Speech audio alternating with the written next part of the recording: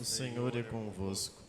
Bendita sois vós entre as mulheres, e bendito é o fruto do vosso ventre, Jesus. Santa Maria, Mãe de Deus, rogai por nós, pecadores, agora e na hora de nossa morte. Amém. Nossa Senhora, Rainha dos Anjos, rogai por nós. Meus queridos irmãos, hoje celebramos a solenidade da Epifania do Senhor. A Igreja, no seu calendário litúrgico, ela tem duas festas principais que norteiam toda a nossa caminhada ao longo do ano. A festa do Natal, que nós celebramos há pouco, quando nós celebramos o nascimento de nosso Senhor Jesus Cristo. E a segunda festa maior, ou melhor dizendo, a maior festa, a primeira festa, é a Páscoa do Senhor. São esses dois grandes eventos que norteiam a nossa caminhada cristã. O Natal, o nascimento de Jesus, e a Páscoa, quando nós celebramos a paixão, morte e ressurreição de Jesus. A festa do Natal, com a solenidade da Epifania, ela tem um marco. Por quê? Porque as duas solenidades, elas estão unidas, Páscoa e Natal. Hoje, agora vocês acabaram de ouvir, após o Evangelho, o anúncio das festas móveis.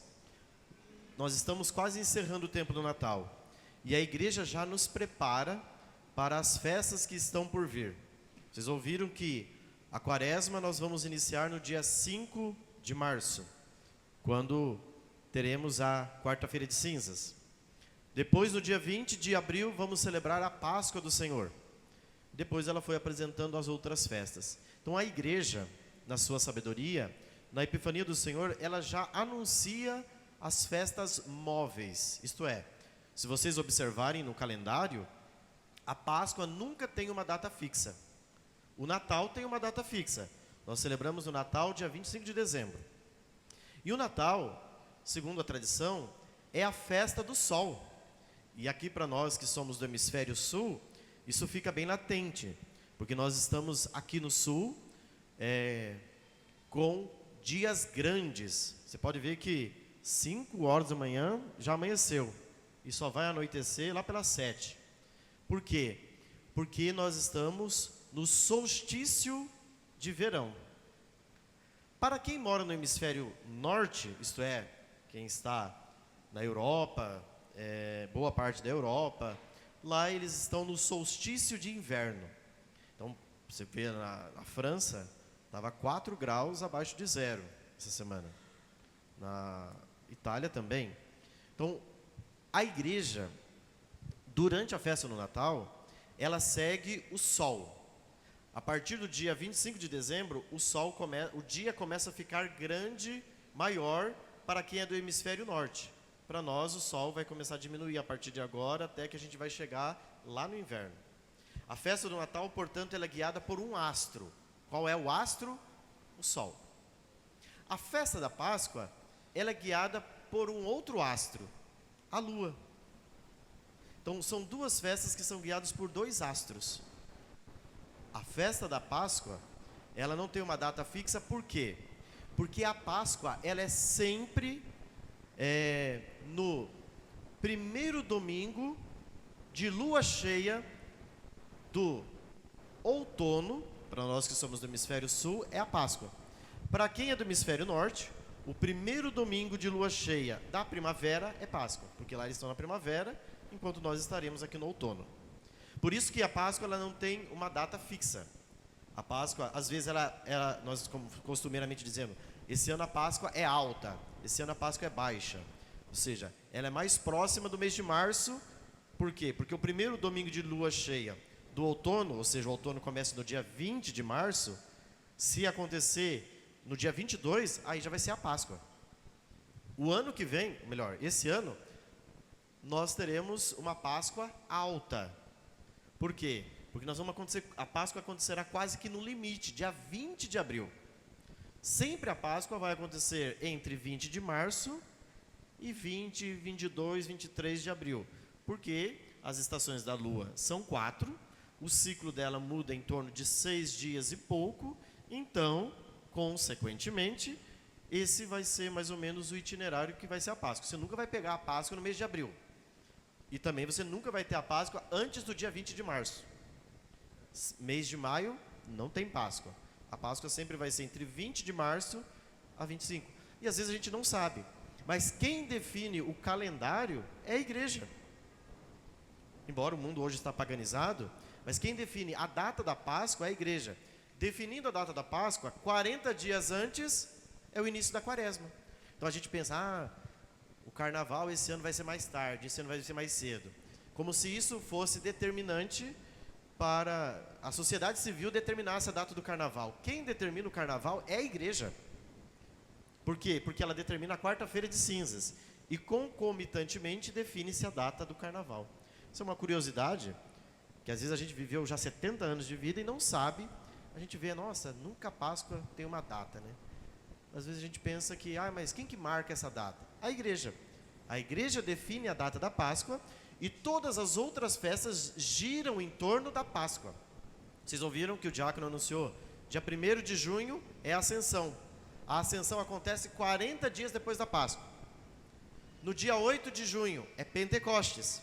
50 dias depois da Páscoa é Pentecostes. Pentecostes também não tem uma data fixa.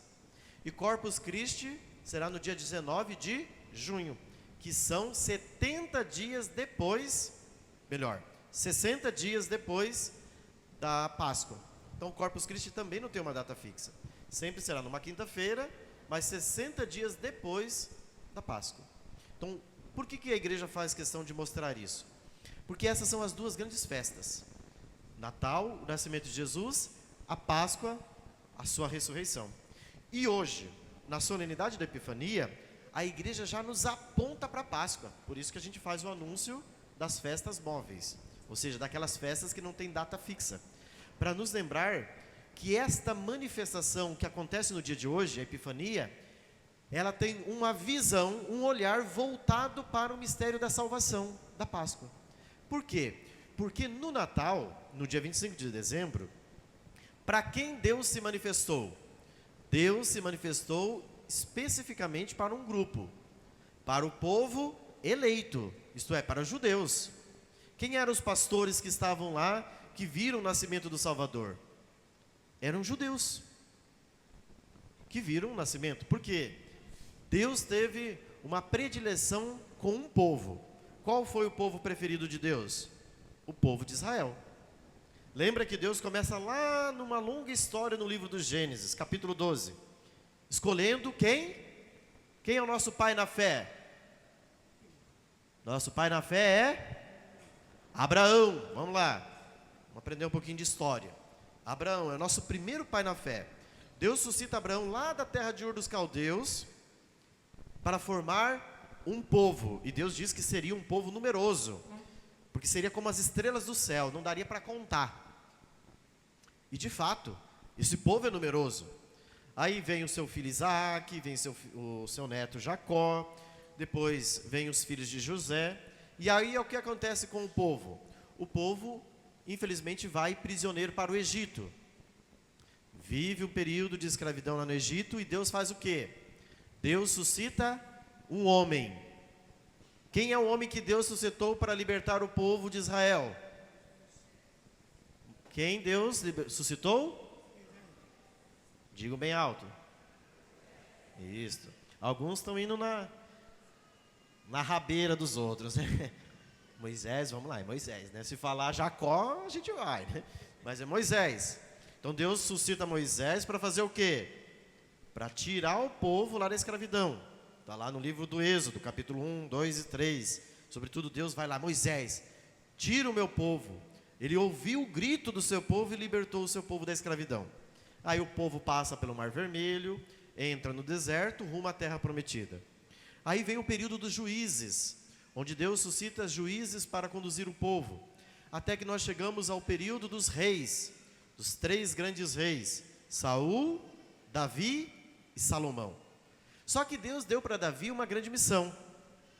Qual era a missão de Davi? Construir uma casa, um templo para ele. Porque Deus não tinha um lugar de habitação. Então Deus pede para Davi construir uma casa, só que Davi não consegue construir a casa. Por quê? Porque Davi cometeu pecados contra Deus. Quem vai construir essa casa? Salomão. Só que Deus disse para Davi que dele viria o Salvador, dele viria a descendência. E de fato, na plenitude dos tempos vai nascer Jesus. Jesus é da descendência de Davi. Ele é da descendência de Davi, consequentemente da descendência de Abraão, o primeiro pai na fé. Mas antes disso, antes do Messias chegar, Deus suscita os profetas. E o que os profetas fazem? Acordar o povo que tem o coração duro para que se volte para o Senhor. O último dos profetas foi antes de João Batista. João Batista é o precursor. Nós tivemos um profeta antes, 300 anos antes de João Batista. Quem foi ele? Não. São tudo profetas, Isaías, Osé, mas não é eles. Não são eles. Não conhece os profetas? O nome dele é Malaquias. Deus suscita o profeta Malaquias para quê? Sendo ele o último dos profetas, ele vai anunciar a vinda messiânica. Vai vir um Salvador. Depois da morte do profeta Malaquias, nós ficamos 300 anos sem profetas. O Malaquias anuncia que vai vir um Salvador. O Salvador vem daqui 300 anos. Então aqui é uma coisa sábia para a gente aprender na nossa vida espiritual. Nas coisas de Deus a gente precisa ter paciência. Uma profecia pode levar 300 anos. Né? Malaquias pregou, disse que viria o Messias, só que o Messias veio depois de 300 anos. Então você pode morrer, a profecia vai se cumprir depois de 4, 5, 6 gerações. Né? Como o livro do Eclesiástico diz que existe um tempo para cada coisa debaixo do céu. Tempo para plantar, tempo para colher, enfim. Até que vem o profeta João Batista, né? Que é o último dos profetas, o precursor, e chega Jesus. Nós celebramos o Natal. Então veja, Deus teve toda uma preparação desde Abraão, Moisés, os juízes, profetas, João Batista, para a chegada do Salvador, para o povo eleito. Deus vem e mostra, olha, aquela descendência que for anunciada a Abraão, a Davi, se cumpriu com o nascimento de Jesus. Deus veio salvar o seu povo eleito. Hoje nós estamos celebrando, não isto, é o contrário. No Natal nós celebramos isso, que Deus veio e salvou aquele povo que Deus escolheu, o povo eleito, o povo de Israel. Hoje nós estamos celebrando que aquela salvação que Deus operou, ela atingiu aqueles povos que não faziam parte do povo eleito. Isto é, os pagãos. Os pagãos, como diz São Paulo na segunda leitura, são admitidos à mesma herança, são membros do mesmo corpo, são filhos do Filho, porque são adotados. E esses são quem? Nós. Os magos são símbolos de todos nós, porque olha, eu não sei, aqui, se tem alguém que é de descendência judaica, tem sangue judeu. A maioria de nós tem sangue de índio, negros, portugueses, espanhóis, italianos. Talvez algum alemãozinho por aí, enfim. Mas a maioria de nós não somos da descendência judaica. Se fosse assim, gente, nós estaríamos perdidos. Porque a salvação, lá no Natal, foi manifesta a todos aqueles que eram a raça do povo eleito. E quem era o povo eleito? Você se torna judeu como? Judeu não converte ninguém. Por que o judeu não converte ninguém? Porque para ser judeu, você precisa ter sangue de judeu. Se você não tem sangue, você não vai ser judeu. Ah, vem ser judeu, mas tá, eu tenho sangue de português. Não tem como você ser judeu. Para ser judeu, você tem que ter descendência, ou seja, teu pai é judeu, você vai ser um judeu. Hoje, nós estamos celebrando o quê? Que Jesus faz com que essa salvação chegue a nós. povos que não somos judeus. Pode ser que tenha alguém que é judeu aqui, enfim. Aí foi atingido pela salvação no mistério do Natal. Hoje, alcançou esta salvação aqueles povos que eram pagãos, que não eram descendentes da raça eleita, do povo escolhido por Deus, que era o povo de Israel. Por isso, aqueles 3 magos que vêm da Pérsia, do Oriente, eles chegam até Jerusalém, porque eles eram estudiosos, e perguntam lá no templo de Jerusalém: onde que vai nascer o rei dos judeus? O evangelho de hoje. Aí, os judeus ficam confusos. Aí eles procuram quem? Quem sabe aquilo que os profetas anunciaram? Vamos pegar lá aqueles que estão no templo de Jerusalém. E o que eles dizem? Olha, segundo o profeta Miqueias, o menino vai nascer aonde? Em Belém, na Judeia. Como diz o profeta Miqueias: e tu, Belém, terra de Judá, és a menor das principais cidades, mas de ti sairá um chefe, que vai ser o pastor de Israel, o seu povo. Aí o que os magos fazem? Os magos partem para Belém. E são guiados por quem? Por uma estrela. Os padres da igreja dizem que aquela estrela que guiava os magos é símbolo das Sagradas Escrituras. Nós cristãos, que éramos pagãos e nos tornamos filhos de Deus com o batismo, como nós somos orientados pela fé? Pela Sagrada Escritura. Quanto mais a gente vai lendo a Sagrada Escritura, mais nós vamos conhecendo os mistérios de Deus. E isso vai se tornando claro, nós vamos conhecendo a verdade. Até que quando a gente encontra-se com a verdade, que é Cristo, qual é a atitude dos reis? Quando os reis chegaram em Belém, viram o menino e sua mãe, o que eles fizeram? Abriram os cofres, ofereceram-lhe presentes, ouro, incenso e mirra, e adoraram o Salvador. Isso aqui, ó, gente, é uma pedagogia espiritual fantástica para a nossa vida. Se nós estamos buscando Deus, se nós estamos buscando a verdade, nós somos esses magos que vão à procura da estrela. Quem é a estrela? A Sagrada Escritura. A Escritura vai nos orientando no nosso caminho, e a Escritura vai mostrando como a sua vida deve ser vivida, quais são os seus horizontes, quais são suas perspectivas. Todos nós somos como os magos, que estamos procurando aquele menino, e somos guiados pela estrela. A estrela vai nos tirando das trevas, da escuridão, e vai nos conduzindo para a verdadeira luz, que é Cristo. Quando nós chegamos diante da verdade, que é Cristo, qual é a nossa atitude?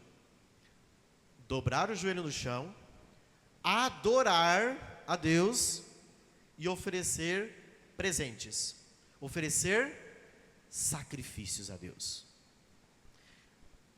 O que acontece na prática? Os magos saíram da Pérsia, isto é, eles eram feiticeiros, gente, e se converteram à fé em Belém.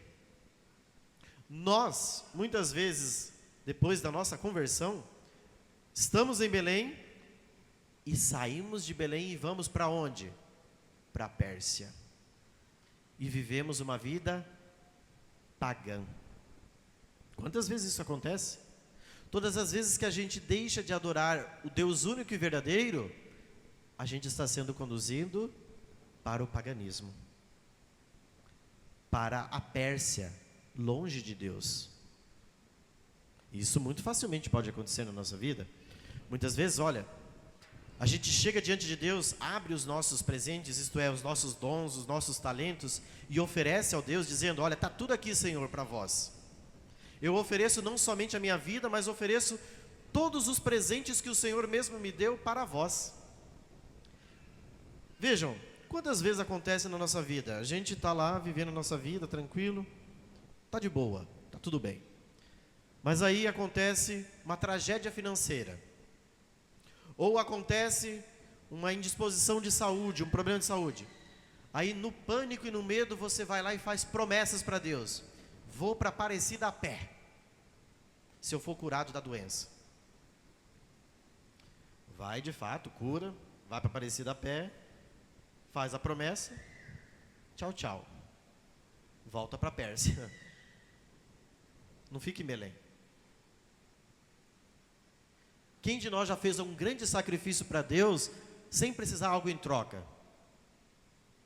Como os magos. Estão procurando a verdade, chegam no presépio, encontram-se com o menino, adoram e oferecem aquilo que tem. Sem precisar de nada. Eles abriram os cofres e não, olha, Senhor, nosso cofrinho está vazio, enche o nosso cofrinho. Nos dá alguma coisa, porque o Senhor é rei. Então nós precisamos, não. Eles chegam no rei e oferecem aquilo que tem. Ou seja, o oferecer o ouro, o incenso e a mirra, a tradição da igreja compreendeu o seguinte: não é somente oferecer dinheiro, é oferecer a sua própria vida como um dom. A minha vida é um sacrifício para Deus, porque Deus me deu a vida. Agora a minha vida é dele, a minha vida pertence a ele. Quantas vezes as pessoas, olha, infelizmente, mas acontece, as pessoas fazem, vai buscar uma cadeira no salão e traz aqui no santuário. Aí a pessoa vai lá, traz a cadeira e põe aqui no santuário. Aí a pessoa acha que Deus está devendo favor para elas. Daí acontece algum problema, nossa, eu ia lá no santuário, carregava as cadeiras para o padre, e Deus permitiu que isso me acontecesse. Não acontece isso? No mundo dos mortais acontece. A pessoa vai lá, faz um grande serviço para a igreja, nossa, tal. Acontece alguma coisa, não vou servir mais, vou voltar para o paganismo. Vou sair de Belém, vou para o paganismo, vou viver a minha vida. Porque Deus não foi agradecido comigo. Gente, esse tipo de atitude é a atitude de um verdadeiro pagão, de uma verdadeira incredulidade, de uma verdadeira falta de fé. Nós precisamos fazer da nossa vida uma oferta a Deus, como os magos que chegam diante de Deus e oferecem tudo o que tem, ouro, incenso e mirra. Eles querem se consumir pelo rei, que eles acabaram de encontrar, eles adoram. Eles não vão lá para pedir nada para aquele rei, olha rei, dê-nos bens favoráveis, dê-nos graça. Não, ele já nos deu a maior graça, que é a vida. Esse já é o maior presente. Gente, vamos pensar um pouco, para nós percebermos como é ridículo uma pessoa que se volta contra Deus, se rebela contra Deus. A coisa mais burra que existe na face da Terra é uma pessoa tentar se revoltar contra Deus. Porque, vamos pensar. A nossa galáxia, né, ela é composta de 100 bilhões de estrelas. Consegue calcular o que são 100 bilhões de estrelas na sua cabeça? Não dá para pensar. 100 bilhões de estrelas são muitas estrelas. A gente consegue imaginar R$1.000 em nota de 1. Você fala, nossa, aquele negócio fica... Mas você consegue imaginar 100 bilhões? Então não dá. Se você viver 30 anos de vida, você viveu 1 bilhão de segundos. 30 anos de vida são 1 bilhão de segundos. Nós estamos falando de 100 bilhões, não estamos falando de 1 milhão, de 1 bilhão. Estamos falando de 100 bilhões. Então, se você vive 60 anos, você vive 2 bilhões de segundos. Se você chegar aos 90 anos, você vai viver 3 bilhões de segundos. Você viu? Quantos segundos já passou que eu estou falando aqui? Segundos, não estou falando de minutos. Então, olha, deu para imaginar como esse universo é grande?